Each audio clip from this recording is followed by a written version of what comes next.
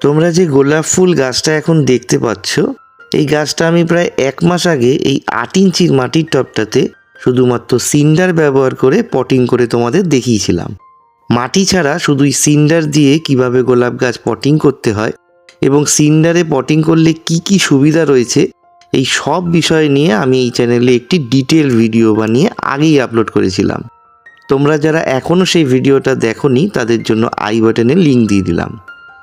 এর আগের ভিডিওতে আমি তোমাদের দেখিয়েছিলাম আমার এই গাছটাতে কুড়ি আসা সবে মাত্র শুরু হয়েছিল, আর এখন তোমরা দেখতেই পাচ্ছ সেই কুড়িগুলো কতটা বড় হয়ে গেছে।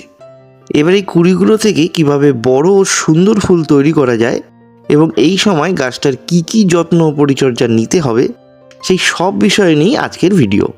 তাই ভিডিওটা শেষ পর্যন্ত অবশ্যই দেখো। আজকে আমি আমার এই গোলাপ গাছটার কুড়িগুলো থেকে ভালো ফুল পাওয়ার জন্য সবার প্রথমে কিছু খাবার দেব।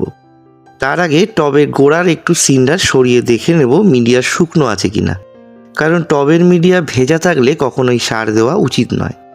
চলো তাহলে আগে সারটা তৈরি করে নেওয়া যাক। আমার হাতে এখন তোমরা যে জিনিসটা দেখতে পাচ্ছ সেটা হলো NPK 0050, যেটাকে অনেকেই তোমরা পটাশিয়াম সালফেট নামেও চেনো। এটা একটা রাসায়নিক সার যার মধ্যে শুধুমাত্র পটাশিয়ামের সোর্স থাকে। তোমরা চাইলে এর পরিবর্তে লাল পটাশও ব্যবহার করতে পারো, তবে লাল পটাশ ব্যবহার করলে টবের মিডিয়া একটু বেশি অ্যাসিডিক হয়ে যায়। আর যেহেতু এটা একটি রাসায়নিক সার, তাই অবশ্যই মেপে ব্যবহার করতে হবে। বেশি দিলে যেমন গাছের ক্ষতি হতে পারে, তেমনি কম দিলে গাছের কোনো উপকারই আসবে না। এবার চলো তাহলে দেখে নিই এটা কিভাবে এবং কতটা ব্যবহার করতে হবে। সেই খাবারটা তৈরির জন্য আমি এখানে 1 লিটার পরিষ্কার জল নিয়েছি। এই 1 লিটার জলের জন্য আমি 1 চামচের 4 ভাগের 1 ভাগ অর্থাৎ প্রায় 1 গ্রাম NPK 0050 নিয়েছি। এই সারটা জলের সঙ্গে খুব সুন্দরভাবে গলে যায়, যেটা লাল পটাশের ক্ষেত্রে ঠিক এভাবে হয় না। এটাও কিন্তু এই পটাশিয়াম সালফেট ব্যবহার করার আরেকটা বড় কারণ। আর হ্যাঁ, এই NPK 0050 তোমরা তোমাদের নিকটবর্তী যে কোনো নার্সারি বা সারের দোকানে পেয়ে যাবে। দাম পড়বে প্রতি কেজি 300 থেকে 350 টাকা মতো।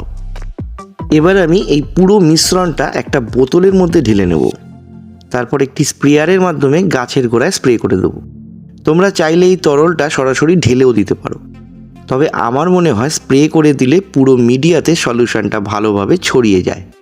আর হ্যাঁ, জল এতটাই দিতে হবে যেন অতিরিক্ত জল টবের ড্রেনেজ হোল দিয়ে নিচে বেরিয়ে যেতে দেখা যায়।